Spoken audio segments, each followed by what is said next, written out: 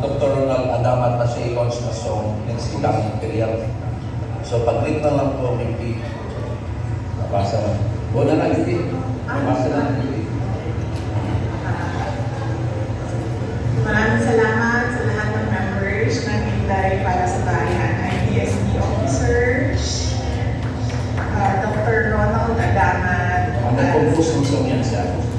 Salamat sa kanta na kinompose mo para sa akin. Yes. Ako ay truly proud na lagi ako nakakatanggap ng mga kanta na sulat ng mga kapwa ko Pilipino. At syempre kay Ma'am Dami Imperial. Maraming salamat sa pagpili na sa program. Mabuhay kayong lahat. May God bless you. Thank you very much.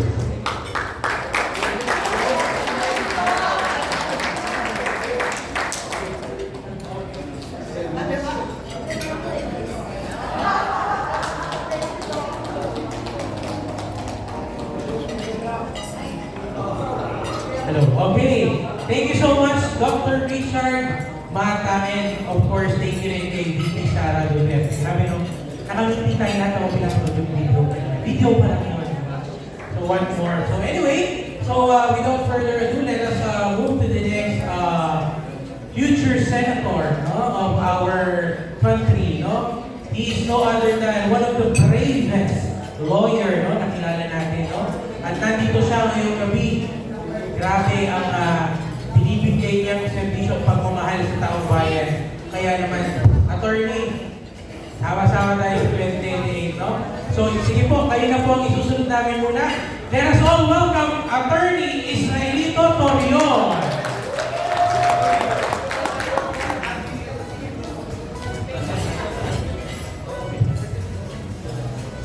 Bismillahirrahmanirrahim. Bismillahirrahmanirrahim. Assalamualaikum warahmatullahi wabarakatuh. Magandang gabi po sa ating lahat. My greetings and felicitations to the heart and soul of this event, my very good friend, Dr. Ronald Adamat, who have made us proud. Nakita ko kanina, parang napaiyak ako sa kaganda ng kanyang kantang ginawa para sa ating Vice Presidente and soon to become President, inshallah. And greetings likewise to Dam, special mention kanina, JVP Sara, and as always, may kausap kami kanina. Kumusta daw? My greetings and felicitations also to ang ating kasama po dito sa ating pinapaglaban, City Councilor Larry Dayang Hirang. Magandang gabi po, sir. Sa ating mga kasama kanina doon sa event, kasi ngayong hapon ay may event kaming dinaluhan. Ating Senator, tinatawag ko siyang Senator Raul Lambino. Aking kasama, ito ang aking kaibigan, si Dr. Mata at ang kanyang may bahay. Sa mga leaders po na nandito ngayong gabi, maraming pong salamat sa inyo. We are in a crossroads of history right now. And people like Dr. Adamat and the leaders who are here can really touch the hearts not only of our beloved Vice President, but likewise the Filipino. Why do I say that? I say that because the present administration as well as the opposition can never make a gathering like this without spending a lot, right? Pero tayo lang na mga nagsusuporta ng mamahal kay Tatay Digong, kay Bibi Sara, na in our own initiative, we are doing something in order to further the cause of our nation. And nakita natin, and very apt and appropriate, ang yula ng Pilipinas. Why do I say that it is apt? It is very apt to describe our leader because like an eagle, she is bold and decisive. She is visionary. An eagle can look at its prey miles away with precision. And I hope and pray that, like an eagle, our Vice President would truly become a president with precision. Precision in what? Precision in determining the problems of our nation and doing something to correct these problems. Alam naman natin na lunod na ang bayan natin sa korupsyon. Alam ko na kung yung ating Vice Presidente ay magiging presidente in the future, lahat po itong mga kurakot ngayon ay magsisiteguan. Sigurado po ako na ito po sila ay lilipunin at pupuksakin ng agila ng bayan at siya po si Inday Sara Duterte. Tama ba ako?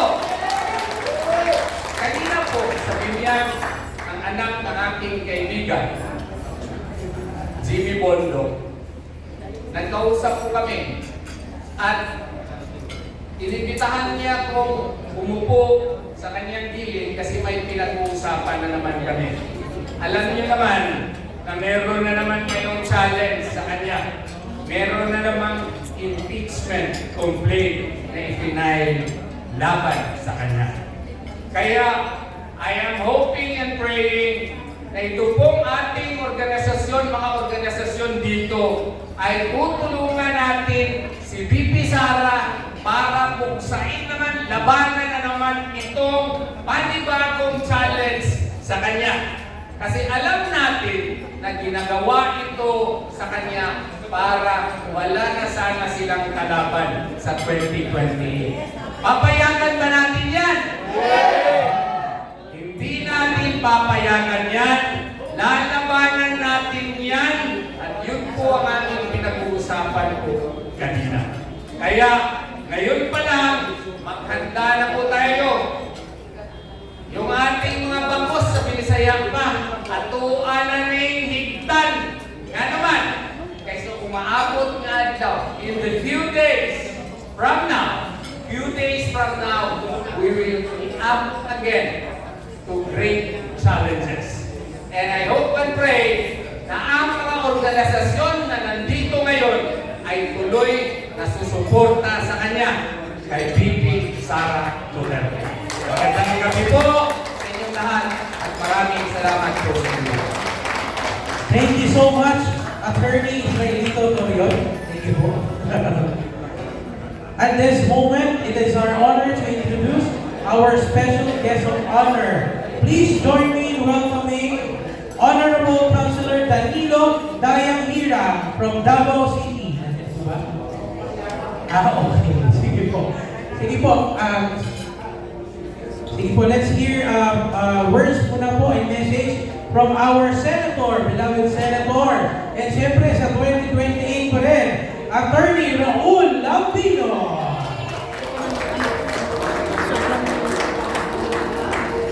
Na-meet ko na po si Attorney. Sige sir, next po. Thank you. Dito ako para medyo mas maliwanag. Kanina nung kubangan kasi para ng Jenny, unang kinakita niya is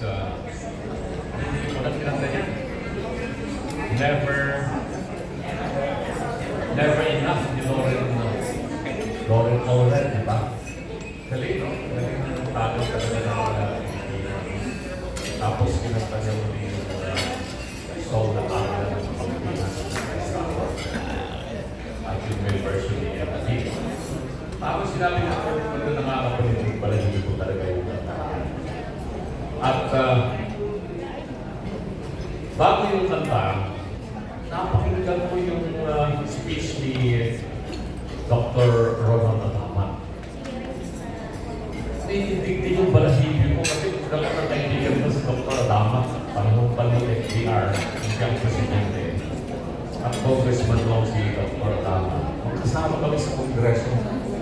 Congressman siya, ako naman ay nandoon sa Congressional Planning and Budget Office. Yun ang think tank ng House of Representatives.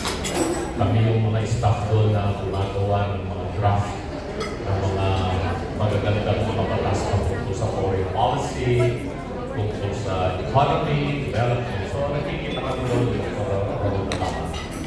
At nagkasama kami ng ilang beses sa mga iba't ibang mga organisasyon at mga ibang mga komisyon. Kasama kami sa Constitutional Commission para mabuhin ang saling ng batas ng Pilipinas in 2005 and then 2006. At ang problema talaga sinasabi namin itong Constitution ng Pilipinas, 1987 Constitution. Kasi itong dokumentong ito ay ginawa ng mga appointed commissioners na hindi naman sila elected delegates noong 1986. They were appointed in order to craft a fundamental law that did not serve the Filipino people, but it serves and continue to serve the interests of a few groups of individuals whom we call the oligarchs. That includes, unfortunately, the church, of which I am a member of that faith, and the businessmen who are now running the show in the country, politically, economically, socially. We control the political parties, we control the financial institutions, we control the educational institutions, we control the economy.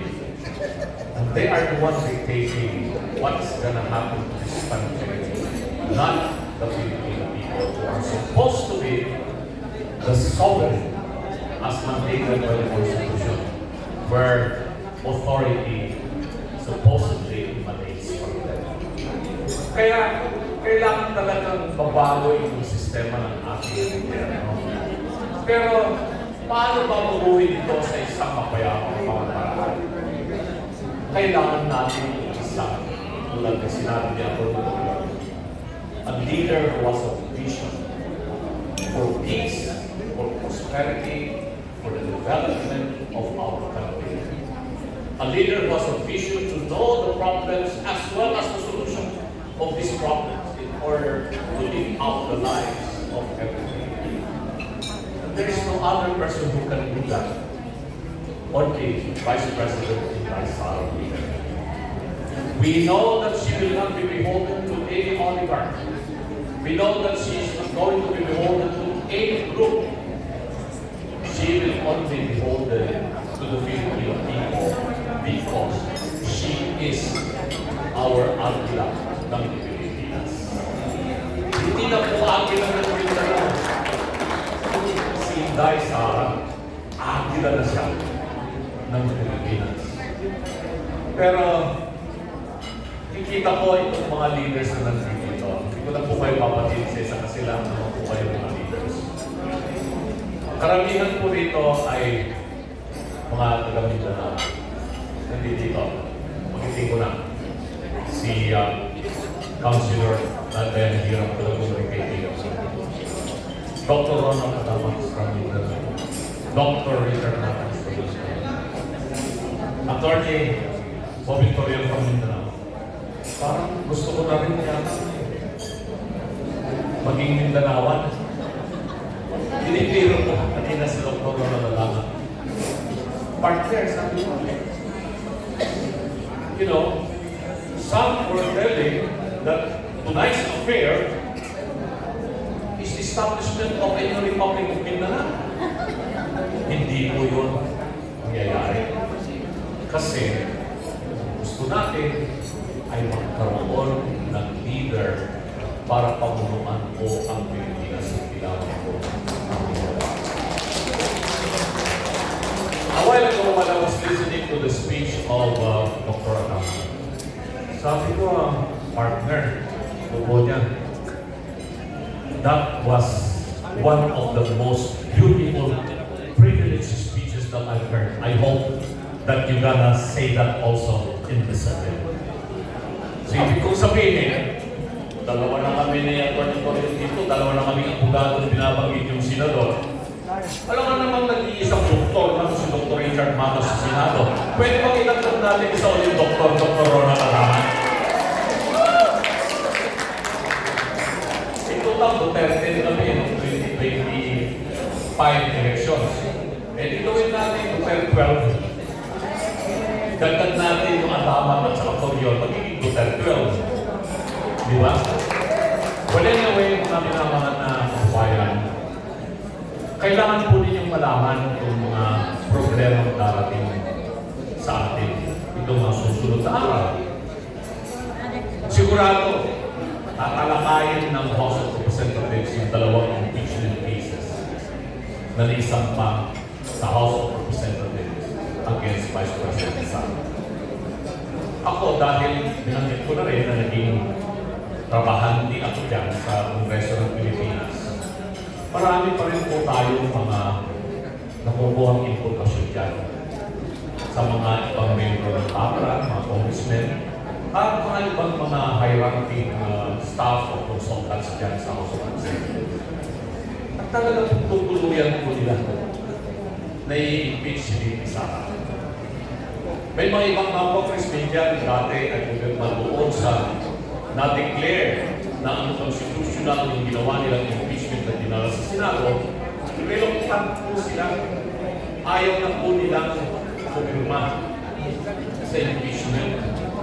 Kailangan kasi para dumiretso hanggang ma-fast track express, papunta sa Senado yung impeachment, at least one-third of all the members of the House of Representatives will sign and endorse this impeachment in order that it's going to proceed to the Senate forthwith. And medyo yung mga iba, hindi nila matake na uulitin yung kanilang pagkakamali. Dahil alam naman natin lahat na ang kapalit ng kanilang pagpirma doon sa namunang impeachment complaint na dinugay ng Constitution ay may kapalit na pera. Ang pinag-teacher ng mga ibang mga kongresista, ang pinag-teacher na kapalit ng pagpirma nila doon sa impeachment complaint ay mga kapalit na pera.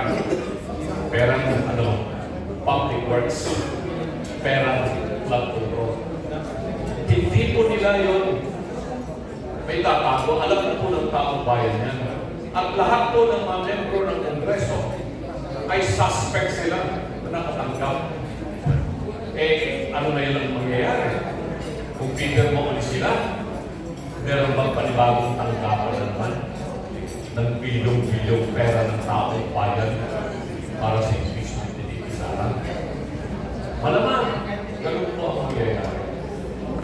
Pero dapat po ninyong isipin na yung malaking problema ng korupsyon sa ating bansa, kahirapan ng ating mahigit 60 milyon mga Pilipino at mga batang mga mag-aaral na wala po silang sapat na silid-aralan.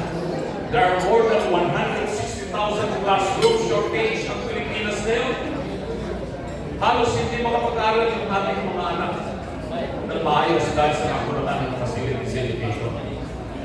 Pero lahat po ito pagkukulang ng pamahalaan itong gobyernong nasa kasalukuyan ngayon.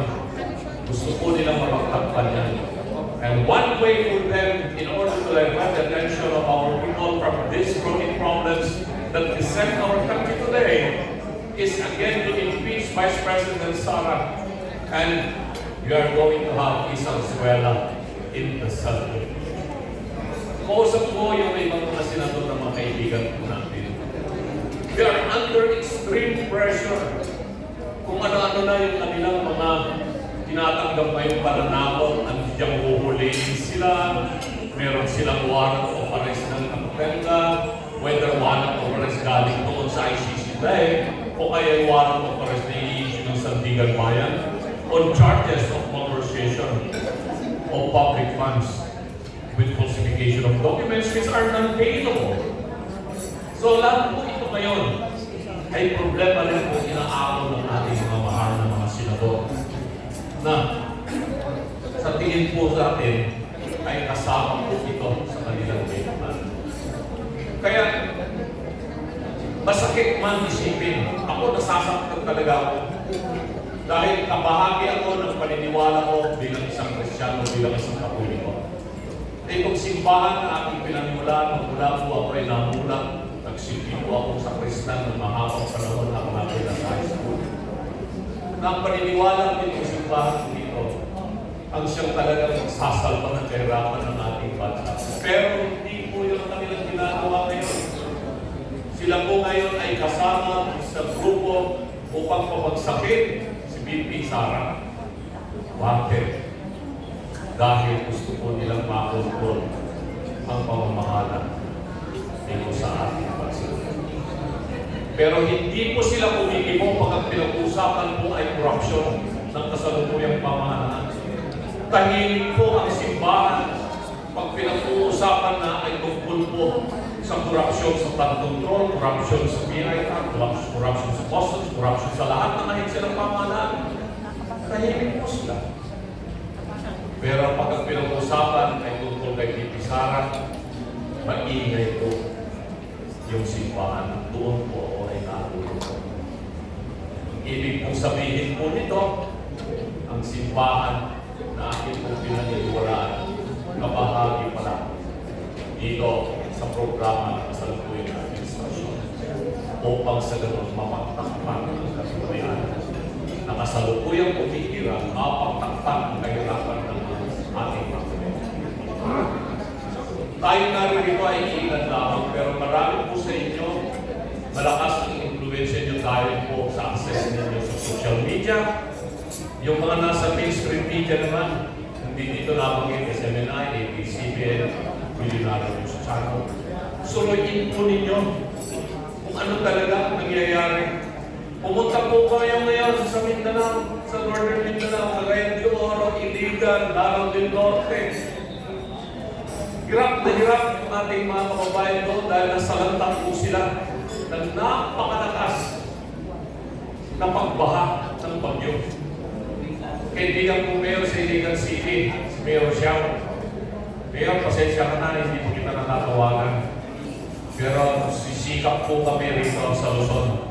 Kahit pa paano, sa tulong po ng ating mga kaibigan na sa private sector. Meron din po kami siguro may yakap po dyan sa inyo pong siyudad sa Iligan at dyan po sa probinsya ng Lanao del Norte. Pero ito, ang aatupagin na naman ng ating mga politiko at itong mga oligarko magpokontrol ng ating bansa, impeach VP Sara. Iyan ang kanilang gagawin. Kaya iusap po namin po sa inyo, huwag muna natin isipin yung 2028. Ang isipin po natin ngayon, paano po natin lalabanan itong hakbang na ito ng rehimen na nakaupo sa kasalukuyan at yung mga kalyado po nila na walang ibang iniisip kung hindi sila ay makabalik sa pwesto o manatili sa pwesto beyond 2028. Sa ngayon, enjoyin natin kung napakagandang awitin na kinumpos ni Dr. Ronald Agamat, Agila ng Pilipinas, Inday Sara Duterte. I-share po natin ito sa ating mga followers, sa ating mga kaibigan. Kailangan po natin mag-viral ito.